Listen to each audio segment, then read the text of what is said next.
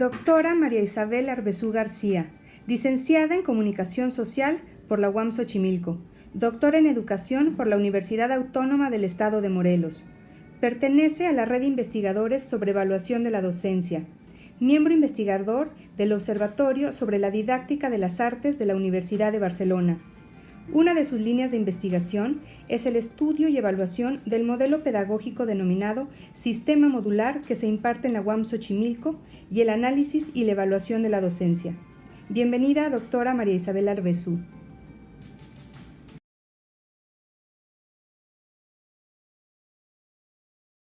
Buenas tardes. Me da muchísimo gusto estar aquí con ustedes, colegas de la docencia, profesores, estudiantes de la Facultad de Medicina y autoridades. Pues como generalmente se empieza una presentación, me siento muy honrada y agradezco la invitación que me hicieron de parte de la Facultad de Medicina de la UNAM, de la Secretaría de Educación Médica y de la Red Latinoamericana de Educación Médica. Doctor Germán Fajardo, quien estuvo aquí hace un momento, que es el director de la Facultad de Medicina, y al doctor Fernando Flores, con quien he tenido una comunicación muy cercana, y con Carolina. Les agradezco mucho la invitación y los felicito porque elaborar un evento de este tipo no es sencillo.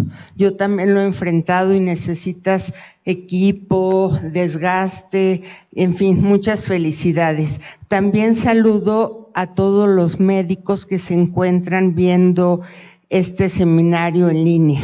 Y bueno, si queremos, pasamos la primera. O bueno, mejor nos regresamos para que explique. Miren, lo que yo voy a abordar en este momento es una experiencia de evaluación cualitativa que trabajé en la UAM Xochimilco, institución a la que pertenezco, con profesores de las 3 divisiones. En la UAM no nos organizamos por facultades, sino por divisiones. Entonces convoqué a colegas que estuvieran interesados en la docencia y en la mejora de la División de Ciencias Biológicas y de la Salud. Aquí participó, entre otros, un médico veterinario, colegas de la División de Ciencias Sociales y Humanidades. Participó, entre otros, una matemática que da en sociales un apoyo de estadística y cuestiones de ese tipo. Y participaron de la división de diseño, que es a la que yo pertenezco, diseñadora industrial, arquitecta, en fin. También participó una socióloga de sociales, una licenciada en educación, y de biológicas una profesora que es bioquímica.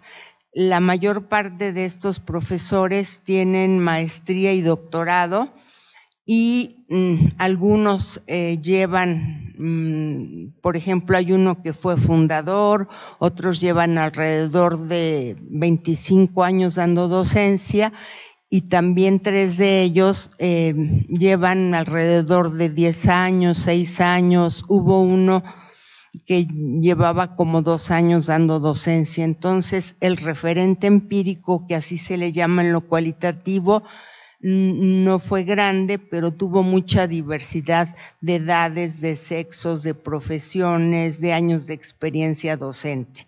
Y esta presentación la divido en 2 partes. Una que habla sobre la evaluación en educación superior en México, a partir de que se instaura. Breves puntos voy a tocar porque tengo entendido que mañana viene el doctor Mario Rueda y les va a hablar en general de la evaluación del desempeño del profesor en educación superior. Y la segunda parte voy a hablar sobre el desarrollo que se hizo para llevar a cabo un seminario taller con estos profesores durante un año que nos reuníamos todos los miércoles de 4 a 8 y cómo se llevó a cabo, qué contenidos elegimos y qué resultados se obtuvieron. Entonces, empezamos, por favor. Gracias. Bien. Sí se oye, ¿verdad? Ok. Miren, la evaluación del desempeño académico, llamemos académico, incluye tanto la docencia como la investigación. Las dos se dice, al menos en el discurso oficial e institucional, que las dos buscan la calidad, la excelencia, la mejora.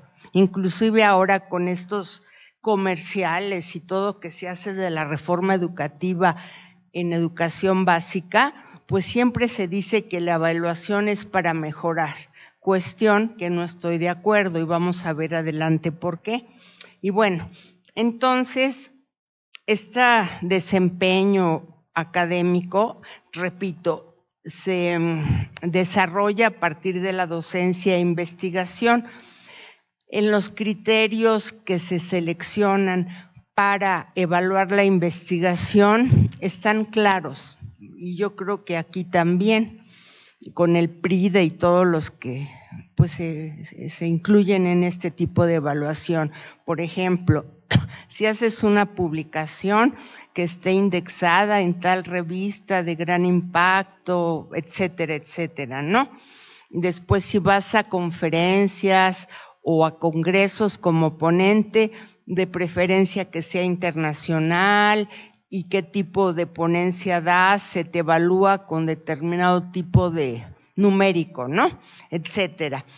Sin embargo, las actividades de la docencia no están claramente perfiladas, y yo les podría decir que hasta hoy no hay alguna forma en que estas actividades realmente reflejen el desempeño o el trabajo del profesor en el aula. Todos somos profesores y también hay estudiantes, y con preguntas o de opción múltiple o de esas como tipo escala Likert, que sí, que no, que de acuerdo, en desacuerdo, pues no puedes comprender el trabajo que tiene un profesor. Por ejemplo, no solo el transmitir o el facilitar que los alumnos aprendan, sino también la serie de valores, de ejemplos que tú das con tu clase, con tu personalidad, con tu ética, ¿no? Entonces, se dice que de acuerdo con la teoría, digamos, que hay del aprendizaje, se diseña una evaluación del profesor, pero estas teorías o enfoques del aprendizaje más bien van cambiando continuamente. Entonces, hoy les podría decir que no tenemos definido cuál es el tipo de evaluación que reflejaría, no sé si se llame buena o mala, pero que reflejaría el desempeño o el trabajo del profesor de una manera más de acuerdo con lo que éste hace. Y bueno, entonces la que sigue, por favor.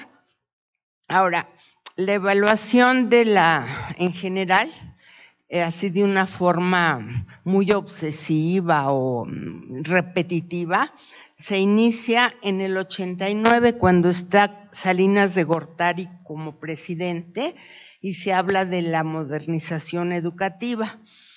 Y en específico de la evaluación docente, alrededor de 1992 y 1993 se empieza a aplicar en algunas universidades, sobre todo en la Ciudad de México. La UAM es pues una de las primeras, porque se dice que la Ibero, pero es una universidad pública, empezó, pero a nivel de universidades públicas, la UAM es una de las primeras que diseña un instrumento para evaluar a la docencia a partir del cual los estudiantes opinan sobre el profesor.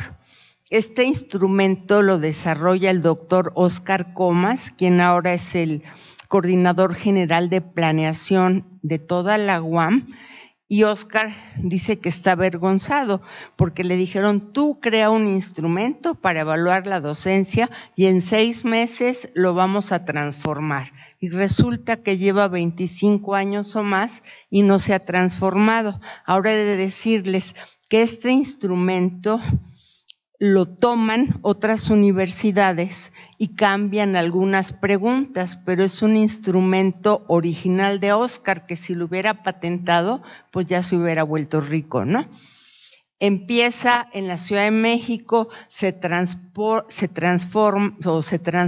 a otras universidades públicas y también algunas privadas, repito, y cambian ciertos ítems, ¿no? Entonces, ahora nos encontramos Óscar, una servidora y otra persona. A partir de octubre queremos diseñar otros instrumentos que ayuden a mejorar, a retroalimentar la docencia. Si es que se puede, por la coyuntura política que estamos viviendo, de los rectores, no hablo de la electoral, pues la UAM sería, hasta donde yo conozco, no sé si la primera, pero de las primeras universidades que elabora un instrumento diferente para retroalimentar la práctica. Y bueno, ¿por qué digo perversión? Porque yo me atrevería a decir que a lo mejor esto lo hablan más claramente con el doctor Rueda mañana, pero la evaluación en general y de la docencia en particular en México se vincula estrechamente, muy estrechamente, con un salario, con una retribución económica que recibe el profesor, y esto pervierte el sentido de la evaluación. Y en México es uno de los países en el mundo donde este dinero extra que se da representa una cantidad fuerte que se incorpora al salario del profesor, y esto pervierte la evaluación, ¿sí? La que sigue, por favor. Ahora, como les decía, bueno, la evaluación de la docencia se realiza a partir de algunos instrumentos, tal vez les parezca conocido. Por ejemplo, en mi universidad, el jefe de departamento, que supongo que aquí también hay jefes de departamento, ¿no? Contesta un cuestionario también con preguntas cerradas de si el profesor participa en diversas actividades relacionadas con la docencia, y una serie de preguntas que le permiten poner una calificación. Sin embargo, pues los jefes de departamento generalmente están ajenos de la docencia del profesor. También responden un cuestionario muy similar los coordinadores de las licenciaturas, pero pues esto tampoco refleja mucho el trabajo del profesor en el aula, ¿no? Y es difícil que conozcan tu intimidad, es decir, cómo trabajas con los estudiantes en el aula, porque generalmente la docencia se hace con una puerta cerrada y yo me organizo con el grupo y doy la clase, la sesión, el laboratorio o donde quiera que se desarrolle la docencia, o en el hospital o no sé dónde, ¿no? De estos instrumentos, el que más se usa a nivel mundial, aunque hay excepciones como en Australia, en Canadá, el que más se utiliza son estos cuestionarios que responden los estudiantes para evaluar el desempeño de su profesor. Y básicamente los alumnos contestan. El profesor llegó a tiempo, el profesor presentó su programa, aquí hay unas preguntas, hasta te dicen, ¿el profesor necesitaría tomar un curso de estrategias pedagógicas? Una serie de preguntas que al menos en los que yo conozco, ninguna tiene que ver con el aprendizaje logrado por los estudiantes. Y eso es muy grave, porque nuestro trabajo como profesores, una de las prioridades es hacer o favorecer que los estudiantes aprendan lo que nosotros estamos impartiendo. Y bueno, algunos traen una parte de autoevaluación que hacen los estudiantes: asististe, leíste, participaste, y la mayor parte son como 30 y tantos ítems sobre el desempeño. El desempeño, que el profesor, si conoce estas preguntas, puede actuar antes de que lo evalúen para decir, sí, presenté mi programa, sí, llegué a tiempo, sí, no sé cuánto. Pero, repito, esto no refleja el trabajo del profesor en el aula. Y bueno, y supuestamente también este cuestionario, que es el instrumento que mayor peso tiene, intenta o se dice que el uso es mejora de la enseñanza. Aunque lo que está implícito, que también esto es una cuestión perversa a mi juicio, es que es un tipo de evaluación que vamos a ver después, sumativa. Es decir, esta evaluación busca el producto, busca cuestiones burocráticas de control. ¿Fue bueno? Tiene un premio. ¿No fue tan bueno? No tiene ese premio, pero no implica una evaluación para mejorar. La que sigue, por favor. Ahora, hablando de evaluación, pues hay diferentes tipos de evaluación en educación, ¿no? Por ejemplo, la diagnóstica, que es la que realizamos. El viernes pasado estuve en unas entrevistas para aceptar a los estudiantes que quieren cursar una maestría en diseño. Y bueno, esa sería una evaluación diagnóstica, ¿no? Tenemos, y después, diferentes tipos de evaluaciones que se hacen en educación superior, son sumativas o formativas. El teórico de la evaluación que aún vive, que se llama Michael Scriven, ya de tener como 90 años, es el que acuña estos términos de sumativo y formativo. El sumativo, repito, es para control burocrático y no para mejorar, y lo formativo sí incluye o sí comprende una mejora. Ahora he de decirles que la evaluación no es equivalente a un examen. Para que haya una verdadera evaluación tiene que haber un proceso de retroalimentación. Si este no se da, no es evaluación.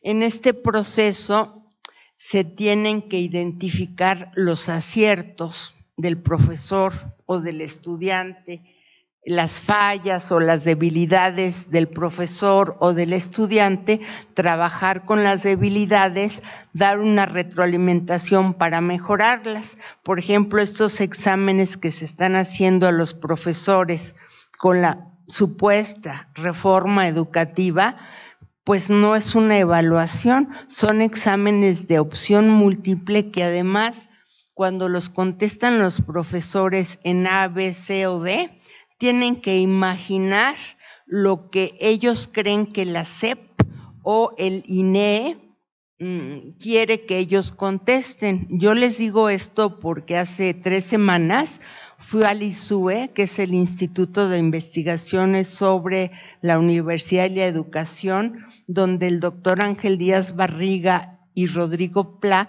organizaron una serie de mesas redondas que los expertos en la reforma educativa nos enriquecieron con sus comentarios.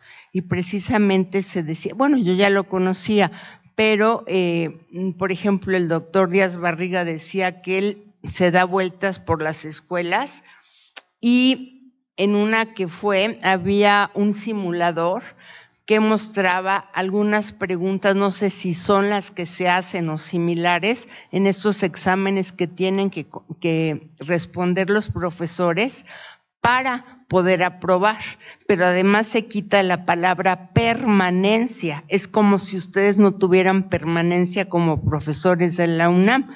Yo creo que cualquier profesionista necesitamos tener permanencia en el trabajo y esto se borra, ¿no? Pero bueno, en estos exámenes había una pregunta que decía, ¿qué haría usted en el caso de que uno de sus estudiantes se accidentara en clase o en el recreo? Y entonces el doctor Ángel escuchó que estaban los demás asesorando a una maestra y decía tal cosa, y le decía a una, no es eso, imagínate lo que la SEP o el INE quiere que tú digas. Y bueno, así de absurdo, y él comentó, pues yo, por ejemplo, tengo hijos, y si uno de mis hijos se accidenta, lo primero que hago es valorar el grado de accidente y sobre eso, pues ya veo a dónde acudo, ¿no? Entonces, pues repito, una evaluación no es un examen de ningún tipo, ni un ensayo, ni una prueba, sino la evaluación tiene que tener retroalimentación para que realmente sea evaluación. La que sigue, por favor. Ahora, el trabajo para realizar una evaluación no se parte del instrumento, como aquí sucede, ¿no? Esos cuestionarios que se crean, pero ¿cuál es la posición en relación con la construcción del conocimiento que yo asumo para hacer esta evaluación? Yo parto de una concepción de realidad construida por dos o más sujetos, y esto no me va a dar una generalización. Supongo que en medicina pues se busca la generalización.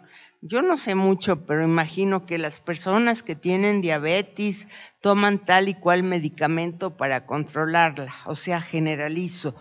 También supongo, porque yo tengo una doctora de cabecera que es homeópata, que la homeopatía es más cualitativa, aunque hay homeopatía que se ha patentizado y que es general.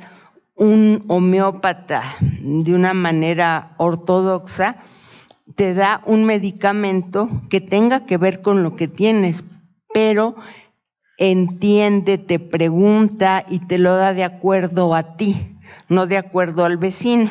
Entonces, bueno, eso es lo que yo creo, al igual estoy súper equivocada, ¿no? Pero bueno, en esta posición paradigmática, la realidad es contextual, no general, y al objeto se le ve como sujeto con subjetividad, entre otras cuestiones más. La que sigue, por favor. Bueno, esto de evaluación no es un examen, ya lo expliqué. La que sigue, por favor. Ahora, también repito y que se nos quede claro, la evaluación implica una retroalimentación. La que sigue, por favor. Ahora, después de asumir esta posición ante la evaluación, yo diseñé un seminario taller, como les platicaba, en la UAM Xochimilco, con profesores de la División de Ciencias y Artes para el Diseño, de la División de Ciencias Biológicas y la Salud, que la licenciatura en Medicina está ubicada en esta división, y de la División de Ciencias Sociales y Humanidades. Este seminario taller lo diseñé con objetivos, a partir de qué enfoques lo iba a abordar. Por ejemplo, el enfoque que emplea el doctor Robert Stake, que es otro de los teóricos de la evaluación, donde él acuña el concepto de evaluación comprensiva. Él también trabaja mucho estudio de casos de forma cualitativa, aunque él creo que es matemático de licenciatura. Y bueno, lo construyo a partir de ciertas preguntas que quiero contestar, de un enfoque, por ejemplo, el de evaluación comprensiva, y retomo a Donald Schoen, que habla sobre la reflexión, y a otros autores. Entonces, estos son los enfoques que retomo a partir de lo cualitativo, y hablo de lo que es un portafolio del docente, del estudiante, cuándo se implementan, etcétera. Se los presento a los profesores, que les digo, los elijo en cuestión de que un amigo, el coordinador de la licenciatura, me dicen que es un profesor que le gusta mejorar, que se apasiona con la docencia, en fin.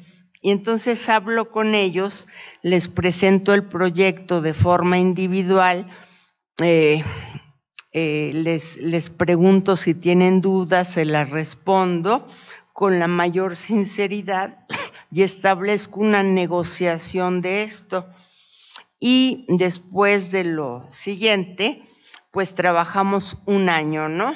4 horas diarias a la semana, a veces más, y en ocasiones los profesores se llevaban a su casa trabajo. Y bueno, ¿qué es un portafolio?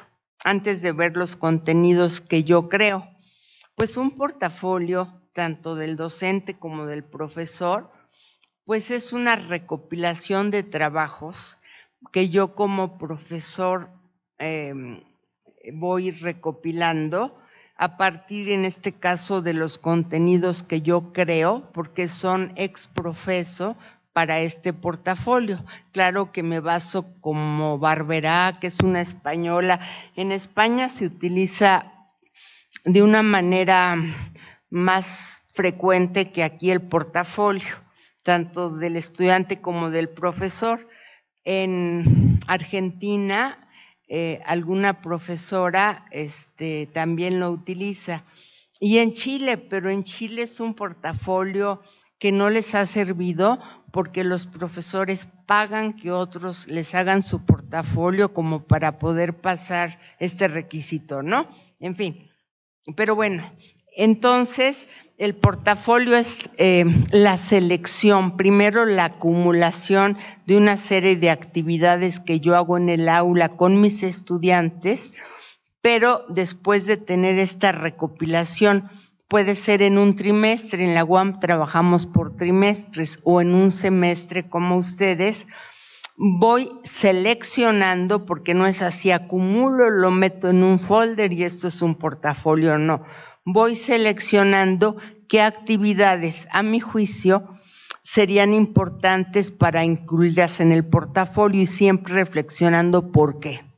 Y bueno, estas actividades se van a incluir en cada uno de estos parámetros o entradas o contenidos que yo elijo del portafolio.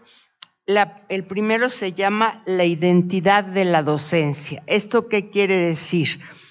Que el profesor, a partir de diversos ejercicios que yo diseño, va a construir la primera parte donde él habla porque es profesor, desde cuándo es, porque no lo tenemos a veces claro, ¿no?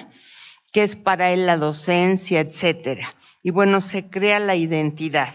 Después la segunda se llama el deber ser de la docencia, que esto a grandes rasgos es cómo planifico yo mis actividades en el programa que estoy impartiendo, ¿no? En el caso de la UAM, en el módulo. Y también se hace que los profesores realicen una serie de actividades, por ejemplo, con ciertas preguntas. ¿Cuál es el objetivo de este programa? No, pues que resaltar que los estudiantes desarrollen un pensamiento complejo, que quién sabe qué. Y resulta que a la hora de revisar el programa con ciertos rubros que yo marco, pues muchos se dan cuenta que lo que están favoreciendo es la interacción o lo que sea, ¿no? En el aprendizaje. Luego viene otra que es el deber ser. No, ese es el deber ser. La tercera es la puesta en práctica de la docencia. ¿Esto qué implica? ¿Cómo doy clases? En el aula, en el laboratorio, en el campo, yo no sé dónde den clases, ¿no? En el hospital. Y aquí marcamos como que 3 momentos.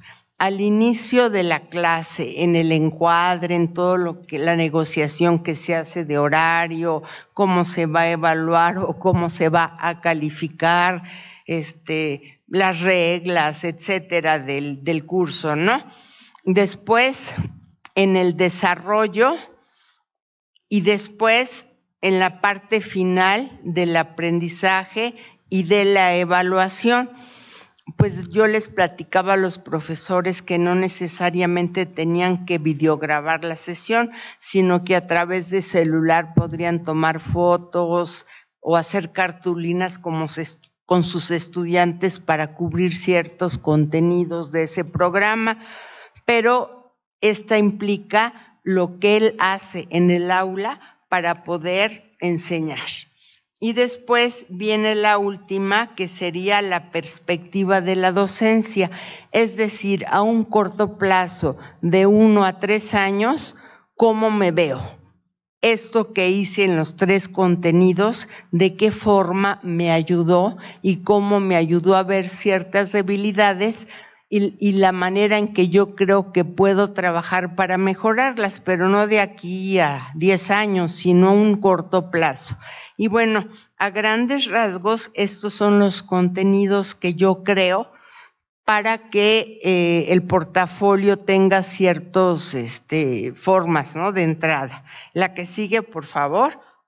Y bueno, todo esto, como les explicaba, se dio a partir de tareas diversas. Después que terminamos, una servidora, otra profesora que participaba en el propio seminario y una estudiante mía que estaba por recibirse de maestra en educación en la UAM Xochimilco con portafolio, pero el de ella era de aprendizaje, diseñamos e impartimos un curso.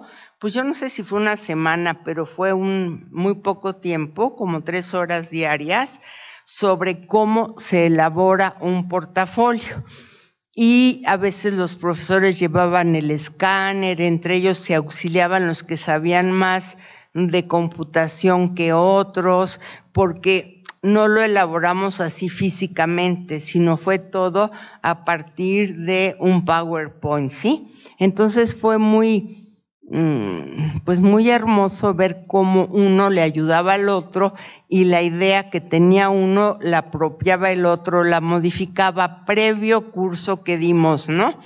Después se dio un cierre donde asistió la doctora Frida Díaz Barriga, quien ella fue mi asesora académica, así le llamo, y el doctor Robert Steig desde Estados Unidos fue otro asesor académico. Hicimos un cierre, Frida fue, los profesores presentaron su portafolio, los retroalimentó, los otros vieron el de sus colegas, hablaron al respecto y se cerró y se dejó libre la forma en que cada profesor lo utilizaría. La profesora de matemáticas de sociales decía, yo lo voy a dejar en mi departamento para que sirva para formar a otros profesores, que lleguen nuevos. Una profesora lo presentó para obtener el premio a la docencia, etcétera. Cada quien decidió cómo utilizarlo, ¿no? Otro profesor, a partir de la identidad, se presentaba con sus estudiantes, quién era, etcétera, y le decían, ¿este es usted? Sí, es una forma también de emplearlo. Y nos ayuda para que el otro, los estudiantes conozcan lo que hacemos, porque somos profesores, en fin.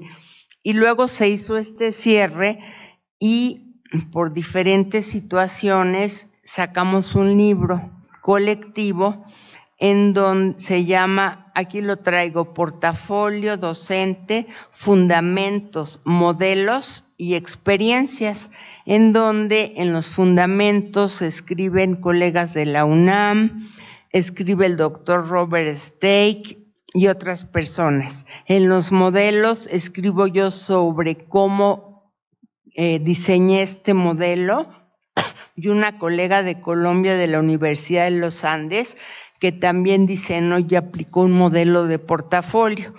Y en las experiencias, los profesores que participaron en el seminario taller escriben sus experiencias. Entonces es un libro que cuando sale, supongo que hace como 3 años, no me acuerdo exactamente, pues no hay libros al respecto. Entonces, en México nos ayuda mucho para tener materiales nuestros y menos libros que incluyan las experiencias de los participantes. Y bueno, después sí sale como al mes, que les llamamos Los Cuates, otro de Frida, que es el portafolio electrónico, ¿no? Con ciertas características especiales o que tomamos o que se toman algunos de estas. La que sigue, al final si quieren les muestro el libro, la que sigue. Ahora, estoy tomando el tiempo para que tengamos oportunidad de hacer intercambio de preguntas y respuestas, porque eso es muy rico para ustedes y para mí. Yo aprendo de lo que ustedes me preguntan e intentaré responder de la forma más clara que pueda. Y bueno, yo decidí una penúltima parte, poner hallazgos con las propias palabras de los profesores que dicen de qué les sirvió participar en este seminario, reflexionar con los ejercicios que hicimos.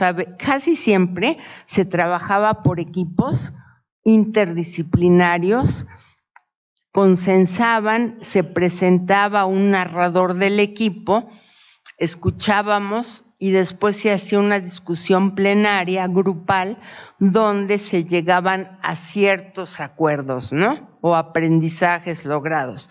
Entonces, ustedes pueden leer, por ejemplo, dice, el portafolio es un instrumento susceptible de exteriorizar las teorías implícitas de los profesores y facilitar la reflexión acerca de su práctica.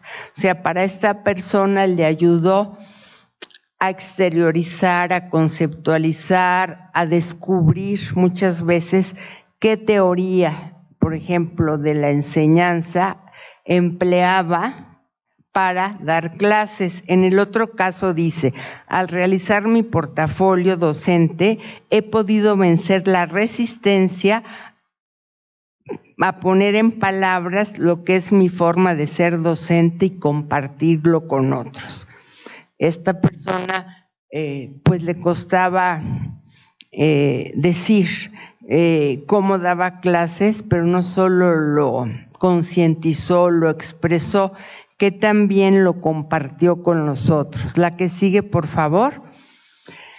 Con relación al aprendizaje colectivo, ellos te hablan mucho que la experiencia de este aprendizaje colaborativo pues les enriqueció y les ayudó a mejorar su docencia, ¿no? Esta actividad señala, no solo estamos hablando de una actividad exactamente, no me acuerdo cuál, de que realizamos, no solo la intención de corroborar el aprendizaje a través de la experiencia de construcción del portafolio, sino más aún la intención de que este aprendizaje no solo fuera individual, sino también colectivo. La que sigue, por favor. Ahora, los profesores corroboran el aprendizaje en sus escritos.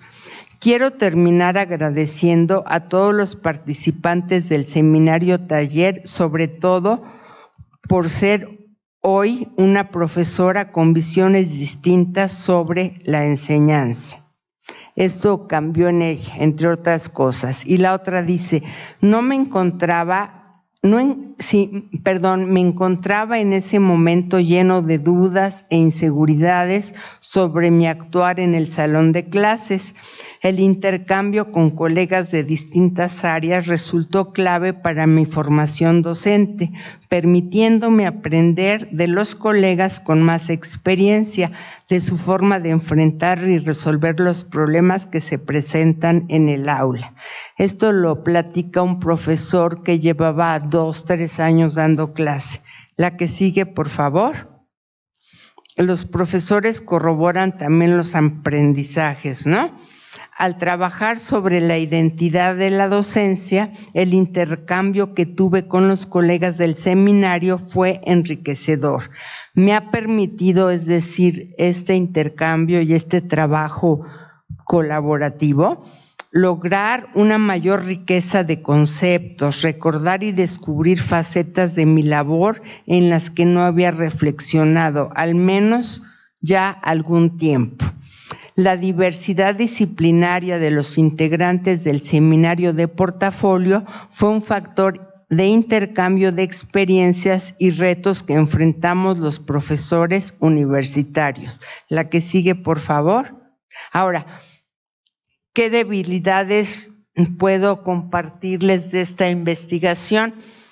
Pues, primero, que a lo mejor ustedes se enfrentan cuestiones de tipo, pues yo no sé si llamarles administrativo, es decir, costó trabajo encontrar un espacio tranquilo, con mesas cómodas, agradable, que nos prestaron un proyector, una serie de cosas para poder llevar a cabo durante un año este seminario taller, porque muchas veces, al menos en la UAM, los espacios están tan fragmentados, tan ocupados, y me iban a dar una sala isóptica y es grande. Yo decía, aquí qué barbaridad, o sea, necesitamos estar sentados en forma de semicírculo, viéndonos unos a otros y que estuviéramos cerca para poder establecer esa cercanía,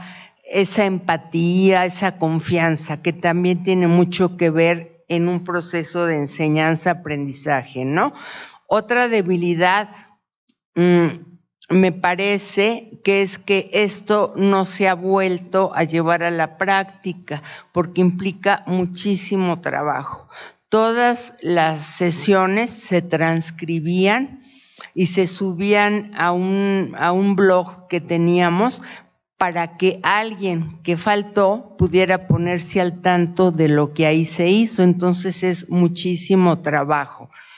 Aunque yo ahora, después del tiempo y con estos instrumentos que pensamos crear el doctor Oscar Comas y una servidora, me parece que podríamos enfocarnos a formar formadores de la docencia. O sea, estos propios profesores que se dedicaran en su división a realizar un portafolio docente con ciertos profesores y a partir de eso hacer una evaluación, que la evaluación no es sí o no, blanco o negro, repito, es conocer este proceso de enseñanza, ver qué falla, qué aciertos y trabajar sobre las fallas y retroalimentar.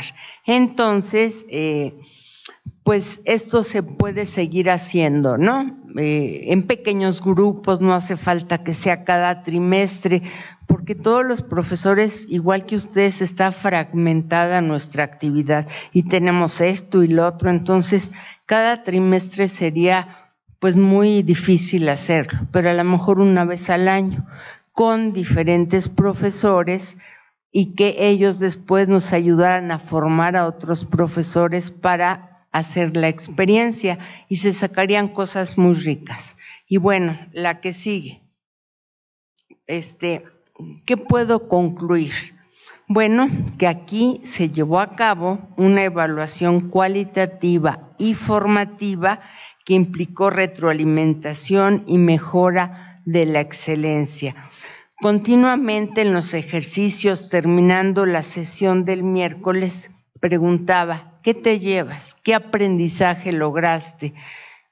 Porque uno como profesor o profesora, a mí me gusta mucho indagar en los otros qué se lleva.